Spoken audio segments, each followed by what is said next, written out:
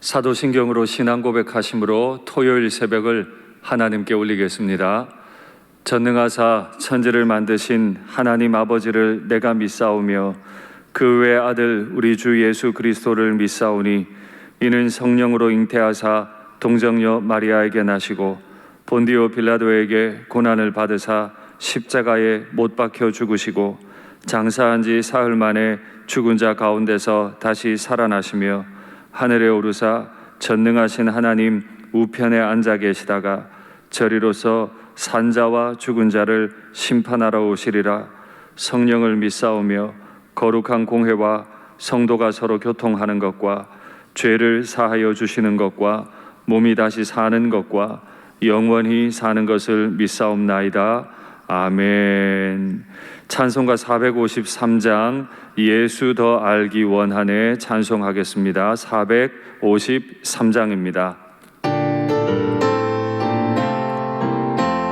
예수 더 알기 원하네 크고도 넓은 은혜와 대속해 주신 사랑을 간절히 알기 원하네. 내 평생의 소원 내 평생의 소원 대속해 주신 사랑을 간절히 알기 원하네. 성령이 스승되셔서 진리를 가르치시고 거룩한 뜻을 깨달아 예수를 알게 하소서. 내 평생의 소원 내 평생의 소원 대속해 주신 사랑을 간절히 알기 원하네. 성령의 감화 받아서 하나님 말씀 배우니 그 말씀 한 절 한 절이 내 맘에 교훈 되도다. 내 평생의 소원 내 평생의 소원 대속해 주신 사랑을 간절히 알기 원하네. 예수가 계신 보좌는 영광에 둘려 있도다. 평화의 왕이 오시니 그 나라 왕성하도다. 내 평생의 소원 내 평생의 소원 대속해 주신 사랑을 간절히 알기 원하네. 할렐루야.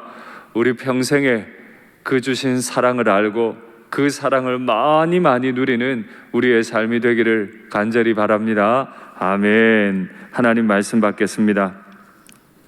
이 복된 시간 주시는 하나님 말씀은 신약성경 에베소서 4장 25절부터 27절까지 말씀입니다. 에베소서 4장 25절부터 27절 신약 315면에 있습니다.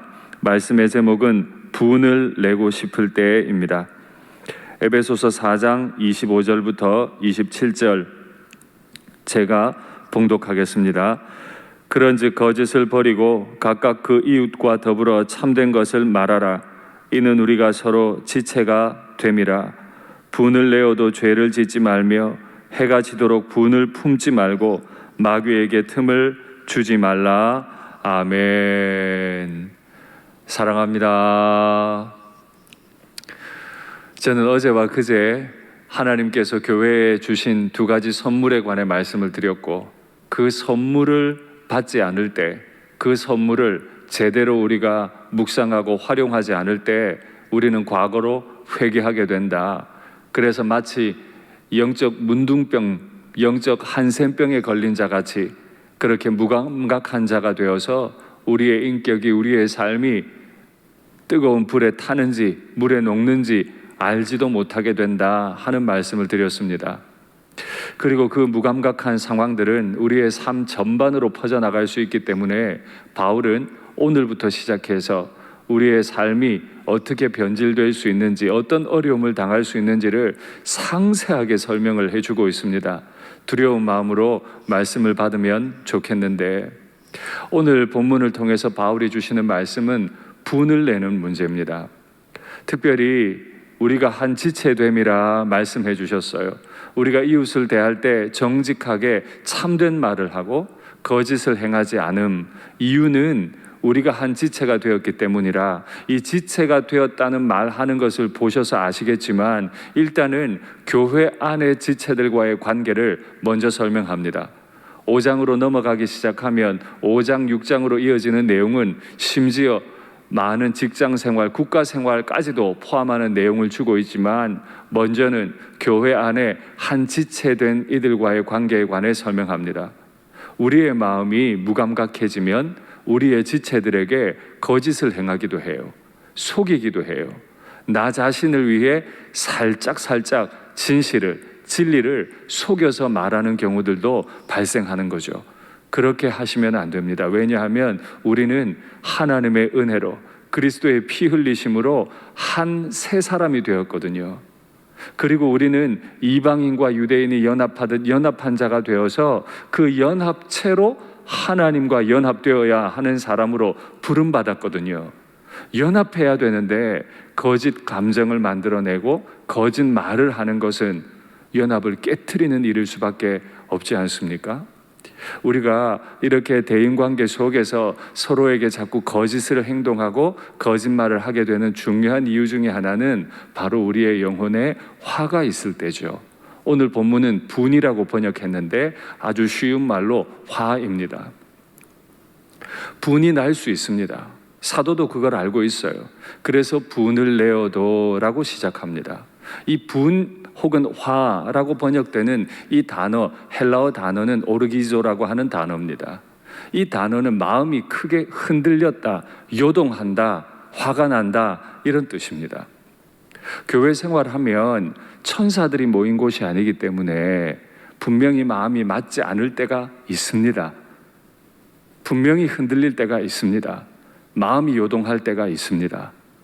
그런데 그런 관계 속에서 주님께서 우리에게 주시는 교훈은 분을 내어도 죄를 짓지 말며, 그러니까 이 분이라고 하는 것, 마음의 흔들림은 아무리 논리적이고 아무리 합리적이라 할지라도 감정이 더해지기 때문에 이 감정이 흔들려서 죄로 발전되는 경우가 있다는 거죠. 틀린 거 보면 마음이 평안할 수 없죠. 흔들릴 수 있어요. 그러나 이게 죄로 번지면 안 된다는 거죠. 죄로 번지면 나타나는 특징은 관계를 깨트립니다. 죄가 들어와서 아담과 하나님과의 관계, 아담과 하와의 관계를 깨트렸듯이 우리가 분이 날 수 있다 하더라도 그 분이 죄로 발전되었는가 되지 않았는가는 어떻게 알 수 있다고요? 관계가 깨어졌는가 깨어지지 않았는가 확인하면 됩니다. 상대가 고쳐야 내가 분이 멈추지, 그건 예수님의 방법이 아닙니다. 그건 하나님께서 교회에 선물로 주신 예수님의 은혜를 받은 방법이 아니에요.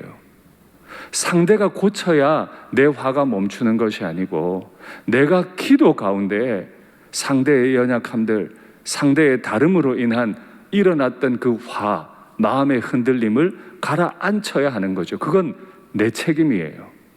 그러니 분이 나도 죄를 짓지 말라 하시는 하나님의 이 명령을 깊이 받으시고 오늘 기도의 제목으로 삼으셔야 합니다. 가정에서 남편을 바라볼 때, 아내를 바라볼 때, 부모님과 자녀를 바라볼 때 마음 흔들릴 일이 왜 없겠습니까? 그러나 그때도 그것이 죄로 발전하지 않도록 주님 앞에 엎드려 기도할 수 있어야만 하는 겁니다. 오늘 이 새벽에 주님께서 그 은혜 주시기를 바랍니다. 사람은요, 분이 나면 안갚음 할 때까지 마음에 자꾸 가지고 있으려고 해요. 그래서 하나님은 그것이 우리를 무감각한 자 돼서 우리의 인생을 불태워 버릴까 봐 해가 지도록 분을 품지 말라. 분이 일어날 수 있어요. 그러나 죄를 지으면 안 되듯이 분이 일어날 수 있으나 해가 지기까지 마음에 품고 있으면 안 됩니다. 며칠 전에 운전을 하다가 어떤 분이 보복 운전하는 걸 봤어요. 제가 얼마나 놀랐는지 몰라요. 운전을 해서 가고 있는데 어떤 한 차가 다른 차에 의해 불편함을 좀 느꼈나 봐요. 앞으로 빠르게 추월하더니 갑자기 급브레이크 밟는 모습을 옆에서 보는데 얼마나 무섭던지요. 보복 운전을 하신 그분은 이유가 있겠죠. 화가 났겠죠. 그러나 보복 운전을 하기까지 그분을 해결을 안 한 거예요. 그러다 사고 나면 그는 현행법으로 처벌받게 됩니다. 앞사람은 실수를 했는데 나는 그 분을 품고 있다 보니 범법자가 되고 마는 거예요. 동일하죠. 교회에서 다양한 사람과 생활하다 보면 마음에 흔들릴 일이 왜 없겠습니까? 왜 마음에 화가 일어나지 않겠습니까?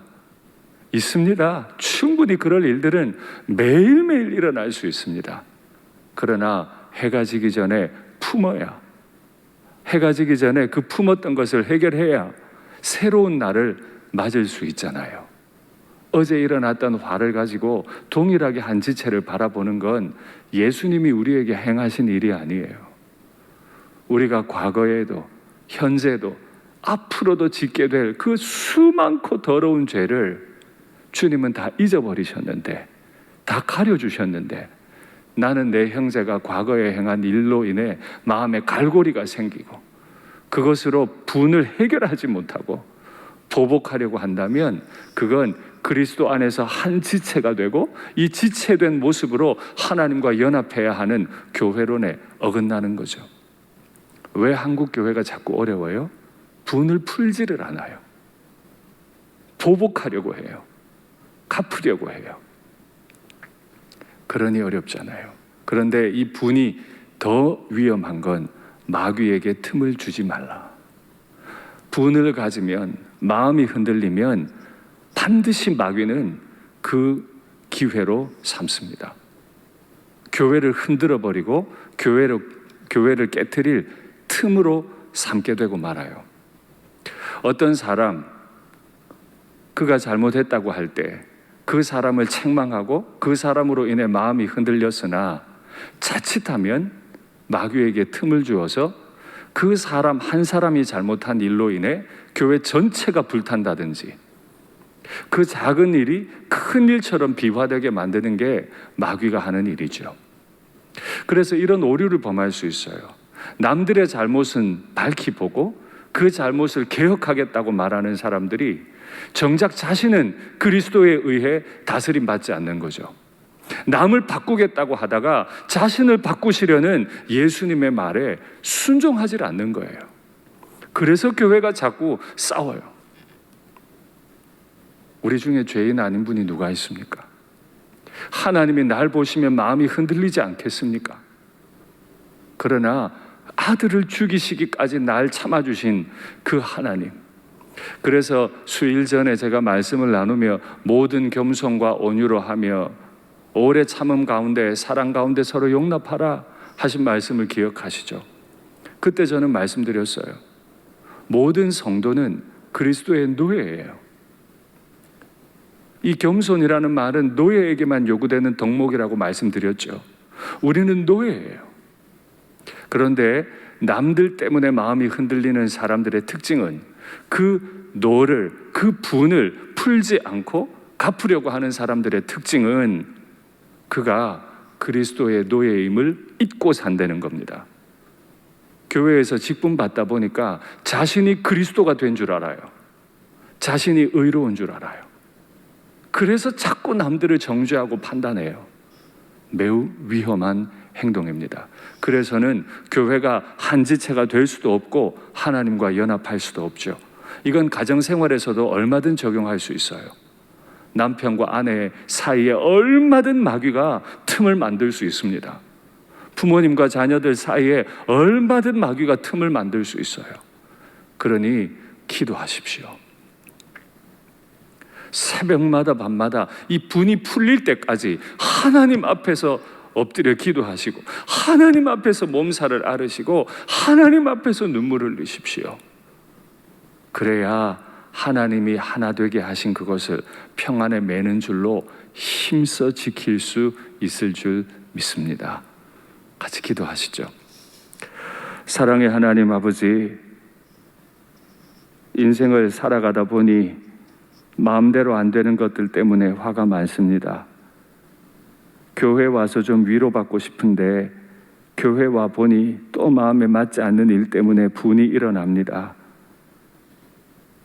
그때 참 우리의 마음이 어렵지만 그리스도께서 날 대신해서 죽으심을 많이 생각하게 도와주시고 새벽마다 밤마다 그 죽으신 사랑 앞에 눈물로 기도하며 통회하며 내 마음에 안갚음하고 싶은 마음 사라지게 도와주시옵소서. 주여, 마귀에게 틈을 주어 마귀의 종처럼 살지 아니하도록 우리를 도와주시옵소서. 그리스도의 노예로 부름받은 저희가 마치 그리스도인 것처럼 행동하거나 말하지 않도록 주여 우리를 도와주시옵소서. 우리 일상교회 교우들 서로 아름답게 연합하고 하나님과 연합할 수 있게 도와주시옵소서. 우리 일상교회 교우들의 가정마다 부부의 관계가 평안하고 온전히 하나 되고 부모님과 자녀들의 삶이 온전히 연합되게 하여 주시옵소서. 주 예수님 이름으로 기도하옵나이다. 아멘.